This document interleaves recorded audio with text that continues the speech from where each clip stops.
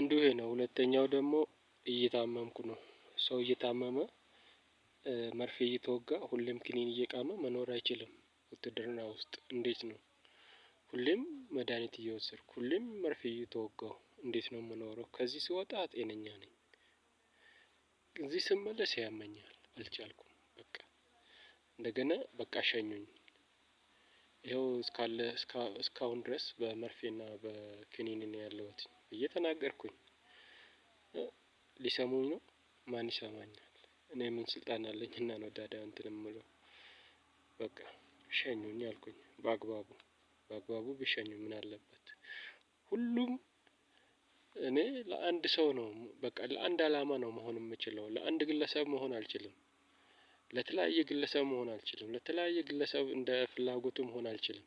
በቃ መሆን ያለብኝ ለአንድ አላማ ለአንድ ሀገር ብቻ ነው መሆን የምችለው። ቢሳካ ካልተሳካም ደግሞ መተው ነው። ይሳካል ደግሞ ተሳክቶ አልቋል።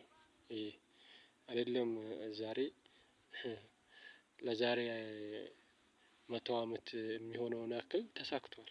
በቃ ይበቃል። ከዚህ በላይ ደግሞ መገፋፋትም ግፍ ነው። የመጨረሻ ግፍ የሚባለው ግፍ በእኔ ላይ ውሏል። ምድር ላይ በዚች ምድር ላይ ግፍ የሌለ ግፍ ተውሎብኛል። በቃ መሬት ራሱ እኛን ተሸክማ መሄዷ የተባረከ ነው። በጣም ትልቅ ትዕግስት ያላት መሬት ናት። ከዚህ በላይ እኔ እንጃ ሰው አይደለም በሰው ላይ በመሬት ላይም ግፍ ተሰርቶባታል ብዬ ነው የማስበው። ግን ቻይ ስለሆነች ብቻ ነው ስለማትናገር ስለማታወራ እኔ ስለምናገር ስለማወራ ነው እየተናገርኩ ያለሁት እንጂ መቼም ከመሬት ላይ የሚበልጠው ግፍ የሚሰራበት ነገር የለም። ከዚህ በላይ ደግሞ ሰው ላይ ከተሰራ ደግሞ የሰው ልጅ አይችልም። መሬት አይደለም።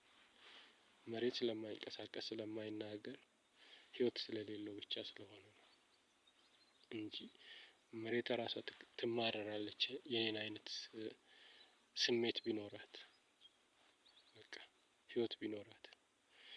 እንግዲህ በምድር ላይ እንደዚህ ከአይነት ግፍ ካለ በሰማይ ቤት ደግሞ ምንድነው? ሄዶ ያየ ሰው የለም። የሚያውቀው ፈጣሪ ብቻ ነው። አዎ በዛም በዚህም እኔ መሰቃየት አልችልም። በቃ እዚሁ ስቃዬን ጨርሻለሁ። ግን የሰማይ ቤትን ያየ ሰው የለም። ቢሆንም በቃ እኔ በቅቶኛል። ደከመኝ።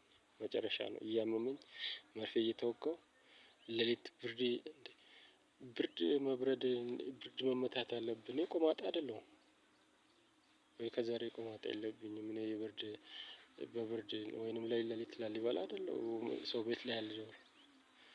ምን ማለት ነው? ውርጭ ነው እንዳይሉኝ እኔ ጤነኛ ነኝ። አልፈልግም በቃ ሌሊት ብርድ አልቻልኩም ያመኛል። ያው ዛሬም ብርድ ላይ ወጥቼ ስታከም ነው የዋልኩት። በመርፌ ነው ያለሁት። ሸኘኝ እባክህ በፈጣሪ ብዬ ልለምንህ ሸኘኝ በቃ።